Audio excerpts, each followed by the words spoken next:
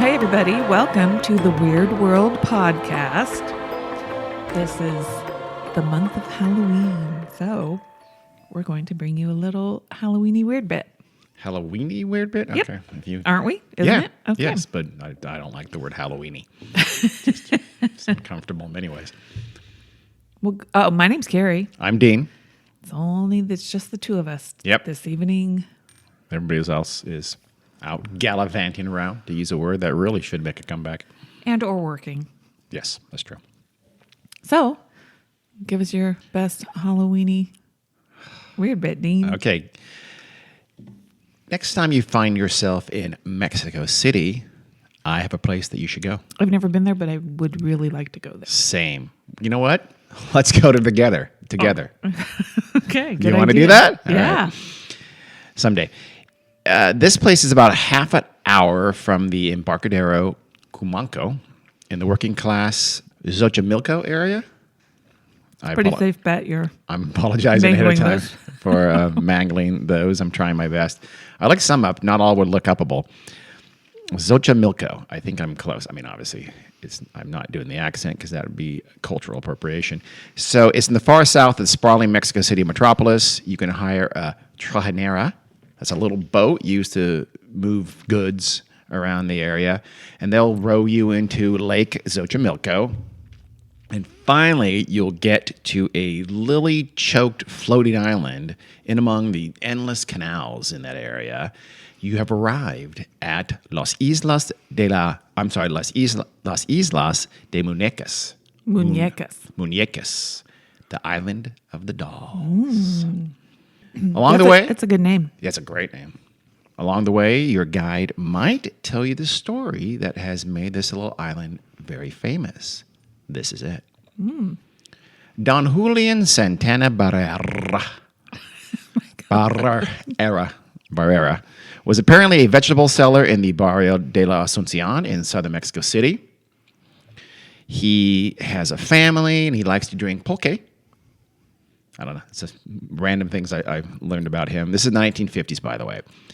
But then he begins to preach the Bible, quote unquote, in one of the sources I read. And so people in the area kicked him out.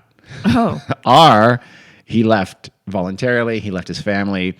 Maybe it's a little of both. I don't know. Maybe he wasn't, he wanted to leave and the locals wanted him to leave. Either way, he leaves his family and he goes further to the south near Cumanco in the Coapa neighborhood of the city where there's a flower market now, a very famous one. Nearby is the Xochimilco Ecological Park. It's a heavily forested nature preserve that's crisscrossed with canals and populated by deer and coyotes and lots of birds. Sounds lovely. Yeah, it does.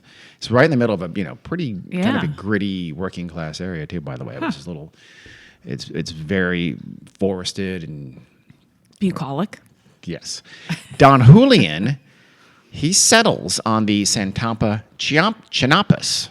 That's a kind of like a floating island used to grow crops that traces its roots all the way back centuries and centuries into ancient Mesoamerican agricultural practices. That's one of the ways they grew crops.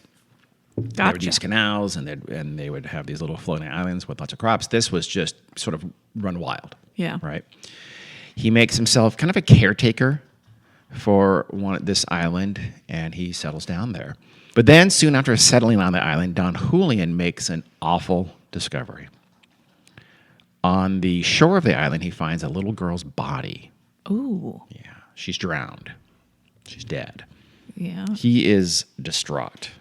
Don Julian believes that he should have been able to save her, and he's overcome with grief and blame. Why? If she was already dead, how could he have saved her? He's like king of the island. He figures he should have saved her. Okay. Then he begins to hear voices. Uh-oh. And he feels a presence on the island with him. Sometimes he thinks he hears the tortured soul of the little girl cry out, "I want my doll." The next day, Don Julian, he is at the waterline again, but this time instead of a body, he finds a doll. In the same place? In the same place. Ooh. It's disheveled and it's waterlogged, but he believes that it must have belonged to the little girl. Must have been her doll. Who else would have brought it out there? So he rescues the doll and he takes it back to his little cabin that he's made for himself there. Like a revelation, he realizes he can appease the girl's soul and protect the island from other tortured spirits with a simple act of reverence and respect. So Don Julian hangs the doll from a tree on his island.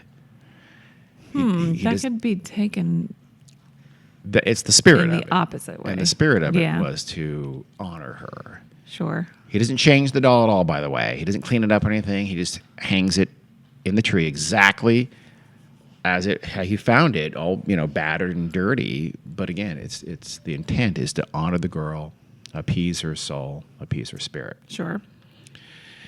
Then he begins to hear footsteps, and then whispers.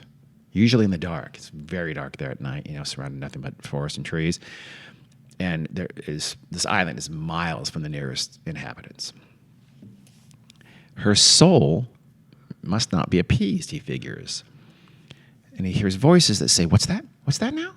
You want other dolls? You want more dolls?" So Don Julian, out in the canals the next day in his little boat, he starts finding dolls in the canal and around the islands, and he would fish them out of the lake, and he brings them back, and he hangs them from the same tree or other trees, and he starts bringing back any doll. Time he finds a doll, he brings it back, and he hangs it. A lot of dolls in Mexico City, apparently, and many of them apparently find their way into Lake Xochimilco. Yeah. But then he starts going into town, and he takes them from dumpsters. Then he starts trading. He grows like vegetables and stuff, so he would trade some of his goods for other dolls from people. And just sad, discarded, dirty dolls found in the streets and the gutters and trash cans. Wherever he found them, he got them, and he brought them back. He'd give them a new home on his island. Nice, I suppose. Yeah. Some say Don Julian believed the dolls were actual dead girls he pulled from the swamp to try and revive.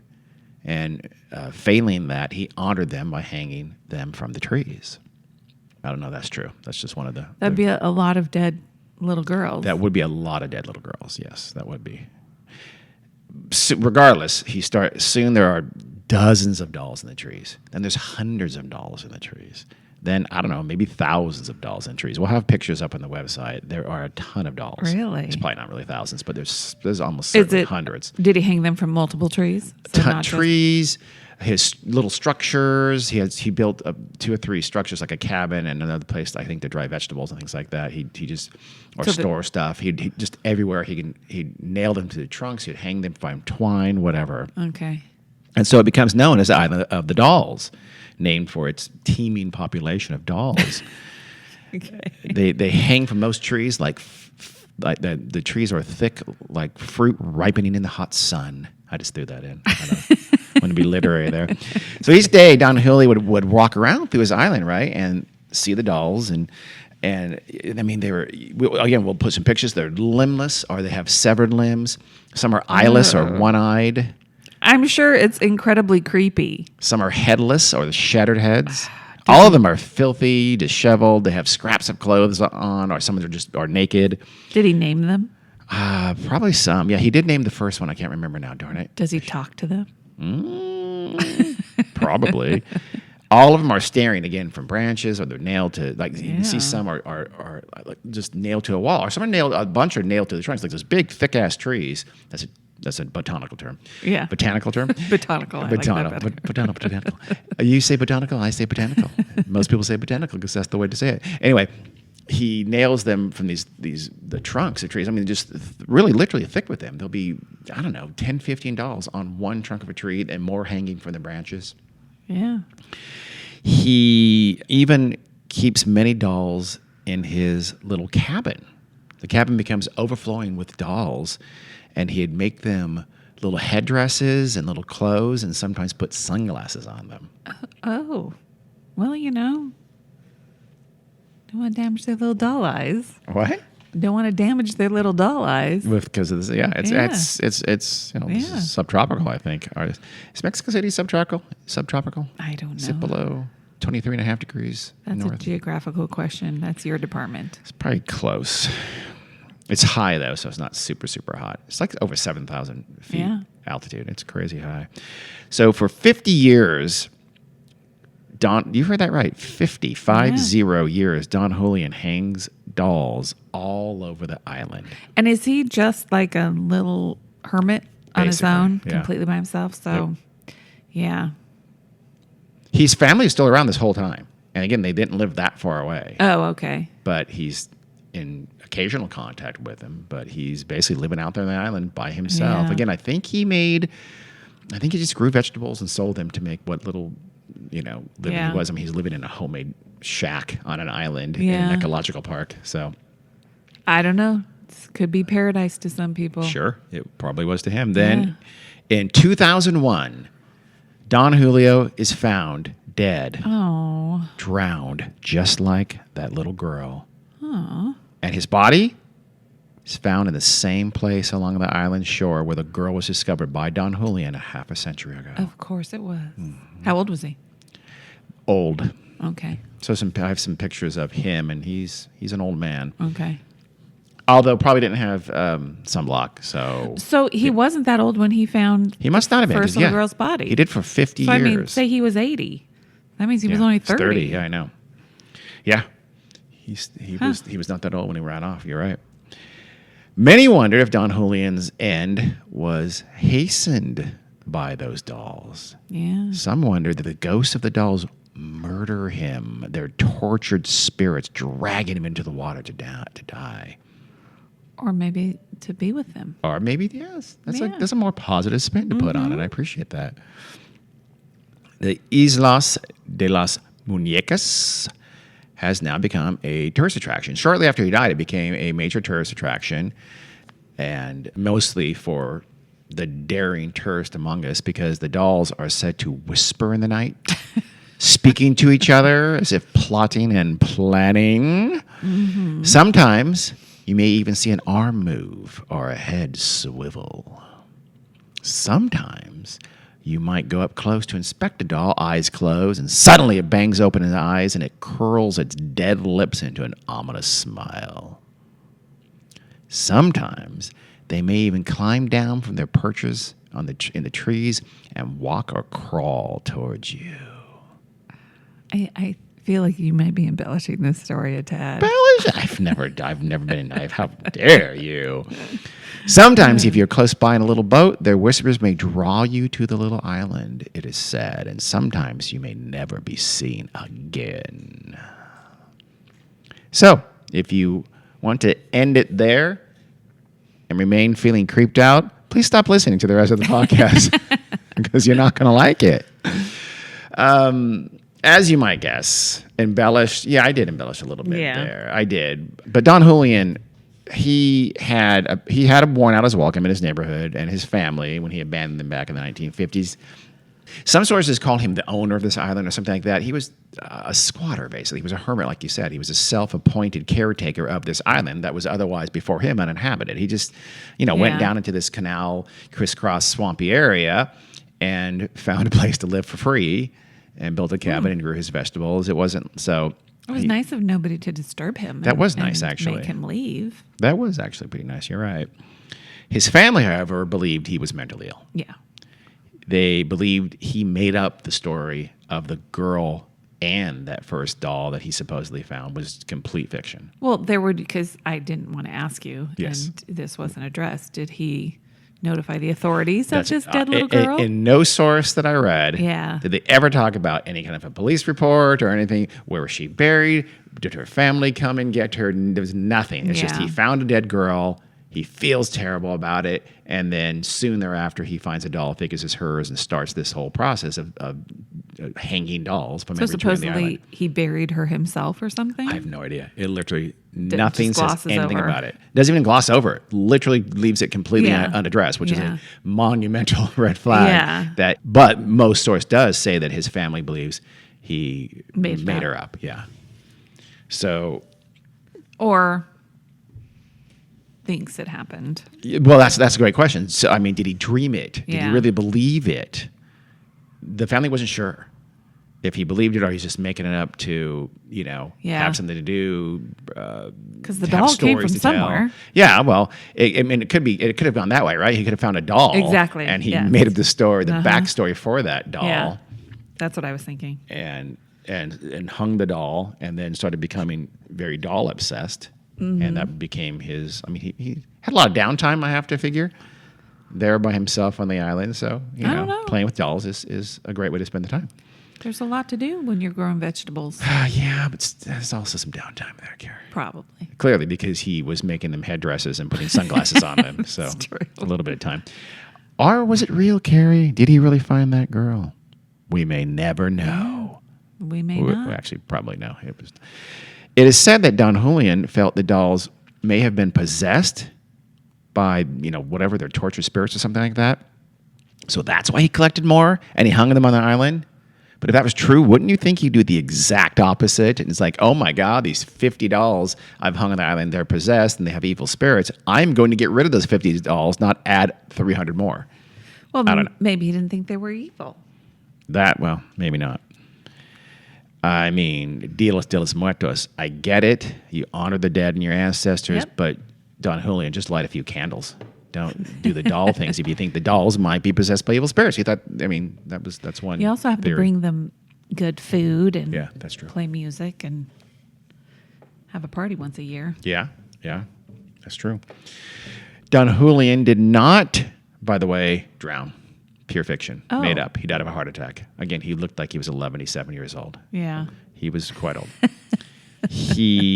And I don't know this. You can't. The sources aren't clear about where his body really was found, but it's a very small island. Yeah. So it's not that remarkable if he was found somewhere close to where the little girl's body was. Well, he said he found the little girl's body. If he had a heart attack, that's not. Yeah. Or hell, he could have been. It would have been a place of reverence for him. Yeah. Hung out there every night, and then just happened to have a heart attack one night. True. Yeah. Or he was found drowning. He was held under the water by the spirits of the dead. By little dolls who came out in the night and just put him in the water, held him down as he struggled against them, and finally gave up, realizing this was the right thing to do. Yeah. I'm not sure how I'm going to end the movie. Still, I think you should put the island on the list. It's insanely creepy. We'll have pictures. Even in broad daylight, that place would be unbelievably spooky. If you go there at night, you bring some pants. Some extra pants, because it's a scary looking place for sure. These little dolls, they're dirty. They have the dead eyes that every doll has. It's a freaky place. But I'm kind of a fan of creepy dolls. Who isn't, Carrie? Who isn't? As I can attest to the creepy doll looking down at me from over my shoulder. Upstairs. I'm not looking at it. Thank God. Yeah, you do like creepy dolls. You're kind of Don Julian weird. And then I have that cement doll head over there. It's not a doll. It's a cement baby head. Looks like a baby. Oh, okay. Well, you're weirder than I thought, and I'm scared. See it. I'll show you. Should I? It's literally in the home in which you live. Where the hell have I not? On that little table by the front door. Still can't see it. I know, because you'd have to be able to look around corners. I don't think I want to. I'm starting to get worried. It's cute. Okay, well, I may never sleep again. Little known fact, I'll end it with this. The canals and the islands of the Xochimilco area there, they are the last remnants, it is said, of that vast system developed by the Aztecs and actually the people the forebears of the Aztecs in that area, that what's now Mexico City. The whole city, you've heard of Tenochtitlan? Yep. That's the ancient Mexico City. Basically, that the city-state, kind of the center of it, where the administrative center was effectively an island in a huge lake that's now completely gone. Yeah. And it was accessed by causeways, and their agriculture how they fed themselves and incredibly abundant system was based on lots of canals with these little floating islands where they'd grow crops on, and these canals and these little islands there are said to be the last remnants of that entire vast system throughout the area. Huh. Interesting. This was a system that supported a huge population of very sophisticated and advanced society that the Spanish then wiped out with greed and smallpox. Yeah. So thank you, conquistadors. Mm-hmm. Great people. We should worship them. Build statues for them, just like Robert E. Lee and Stonewall Jackson. Yeah. So that's the story of the Island of the Dolls, a very, very, very creepy place in Mexico City that we should all go to.